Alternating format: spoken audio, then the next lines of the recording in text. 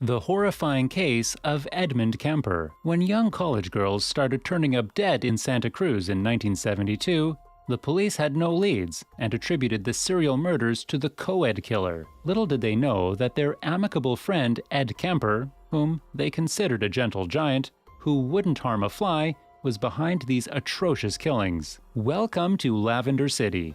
If you're new here, we would love to have you as a subscriber. Before we start, we would like to mention that our thoughts go towards everyone involved who fell victim to the horrible actions of Edmund Kemper. Trigger warning: the video may contain graphic details and instances of abuse, psychological trauma, necrophilia, and rape.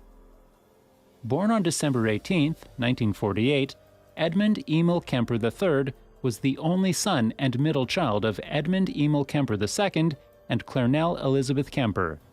Nicknamed by his family as Guy, Ed was unusually large for his age and had a troubling childhood.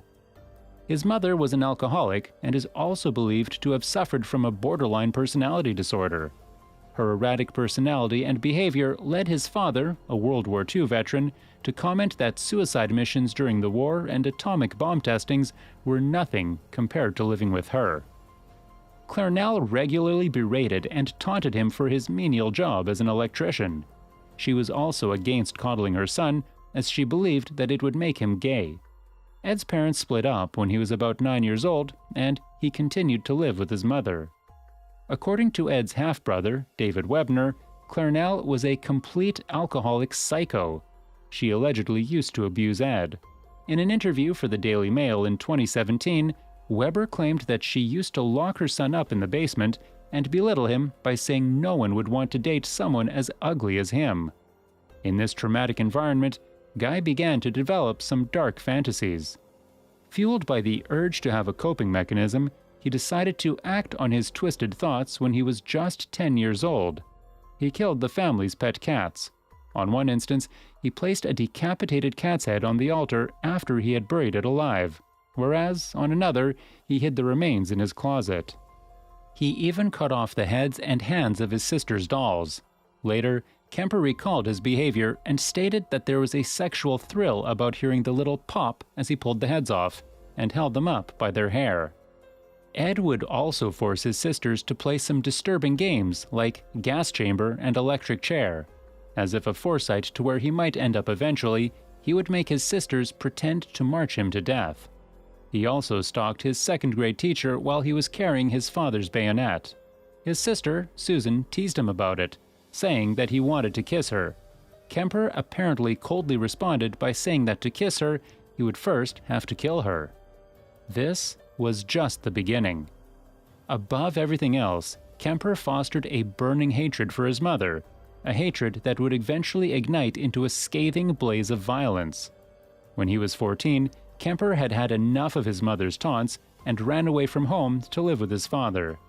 However, by then his father had remarried and his wife was allegedly creeped out by his son. So he was sent to live with his grandparents, Edmund Emil Kemper and Maud Kemper, at their ranch in rural North Carolina. It was there that Ed Kemper got the taste for murder.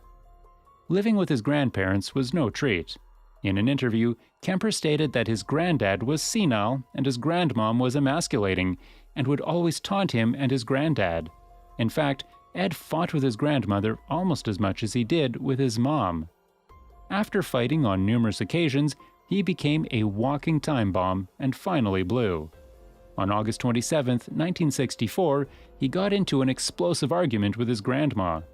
This time, instead of sulking away, the enraged 15-year-old grabbed his grandfather's .22 caliber rifle, aimed straight for her head, and shot her dead. Then, as his grandfather walked up the driveway towards the house, he shot him too. After being taken into custody, he apparently told the authorities that he committed this heinous crime because he wanted to feel what it would be like to kill his grandma. He killed his grandfather so that he wouldn't find out that his wife had been murdered. After his grandparents were dead, he rang up his mother and confessed to his crimes. She alerted the authorities, and he was sent to the maximum security criminally insane unit at the Atascadero State Hospital. Here, the doctors diagnosed him with paranoid schizophrenia. They also determined that Edmund Kemper had a surprisingly impressive IQ of 145. Despite his diagnosis and the crimes that he committed, Ed only stayed in the hospital for a few years and was considered a model prisoner. He was even entrusted to help the staff administer psychiatric tests to other patients. On his 21st birthday in 1969, he was released into the care of his mother, who was working as an administrative assistant at the University of California.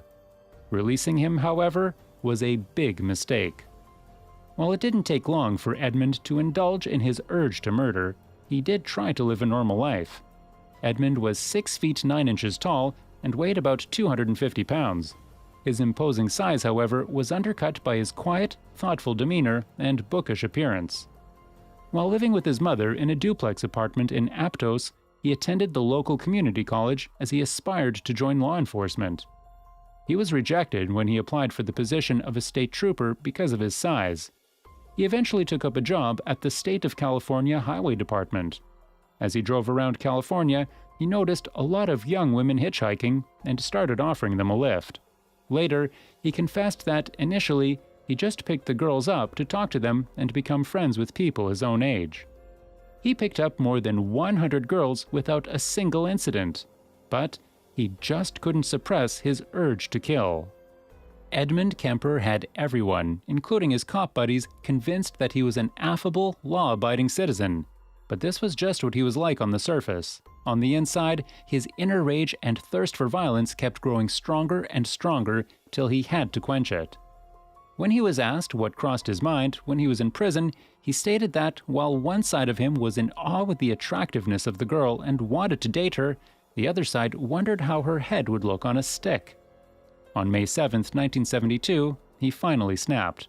He picked up 2 18-year-old women, Marianne Pesci and Anita Lucchesa. They were Fresno State students and were hiking in Berkeley, California. When they got into Ed's vehicle, they assumed that they were getting a ride to Stanford University.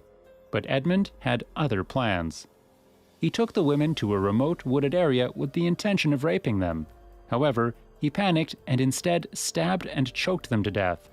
He proceeded to stuff their bodies into his trunk and drove back home. On the way, a cop stopped him for a broken taillight, but let him off with a warning and didn't search the car. If he had, he would have inevitably found the bodies of his victims in the trunk.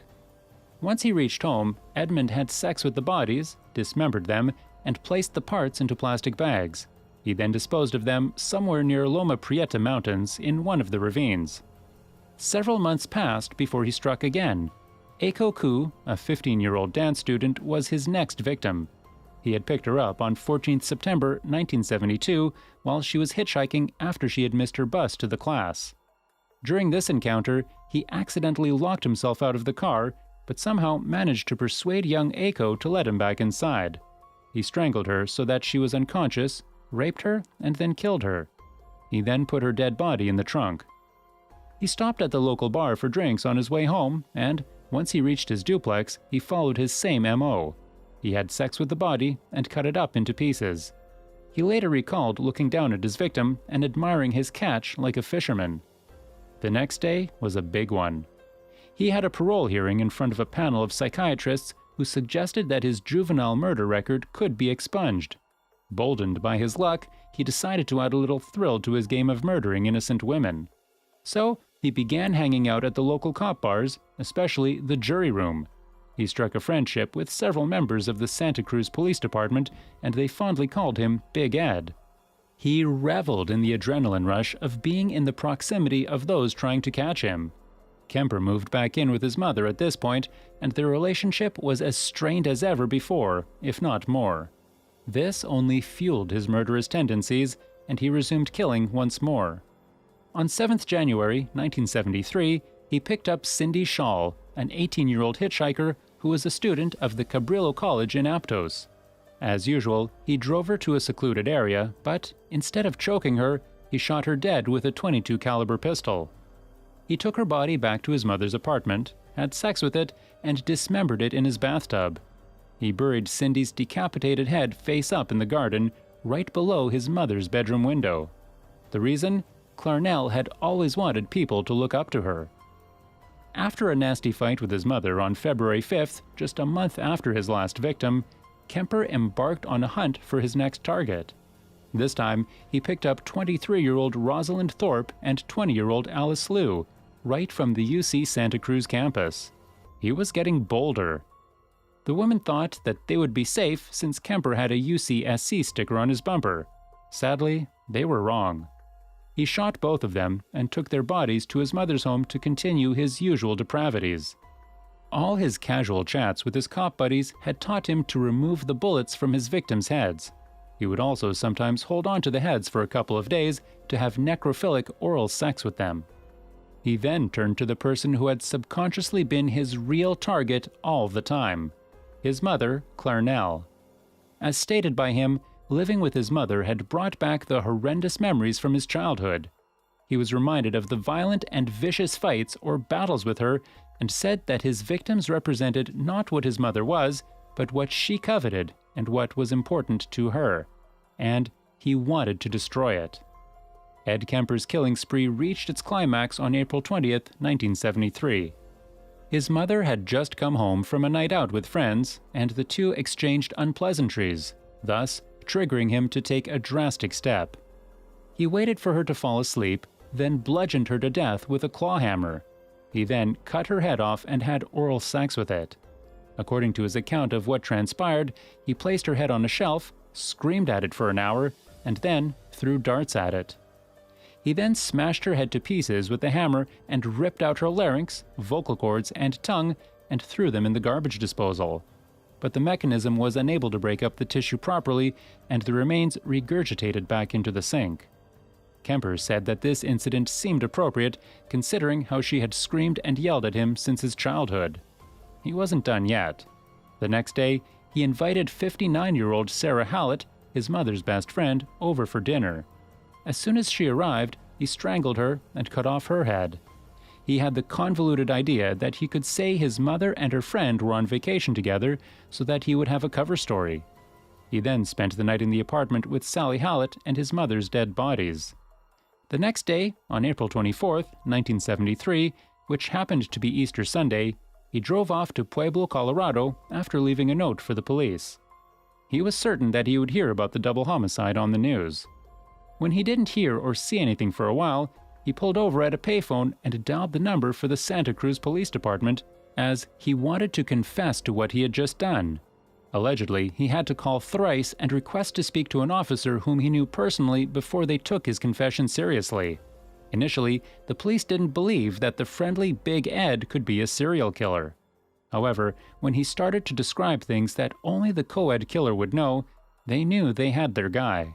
He was arrested and later charged with 8 counts of first-degree murder. At the trial, Kemper's lawyer prepared a defense and tried to claim that he wasn't guilty because of insanity. However, the jury found him legally sane, and on November 9, 1973, he was given 7 concurrent life sentences. On hearing the sentence, he said, "Well, it's all over now." Edmund Kemper was imprisoned at the California Medical Facility. At the age of 73, he continues to live there even today.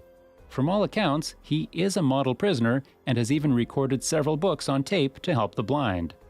Since 1985, he waived the right to a hearing for parole, and, according to attorneys, he is happy just going about his normal life in prison. During the first few years that he spent behind bars at the CMF, he willingly participated in several interviews with reporters, law enforcement officials, and the FBI, and discussed his terrible crimes and why he did what he did. In a chillingly objective conversation, he answered that he turned himself in and stopped killing because it wasn't serving him any physical or emotional purpose and was a pure waste of time. That's all for today.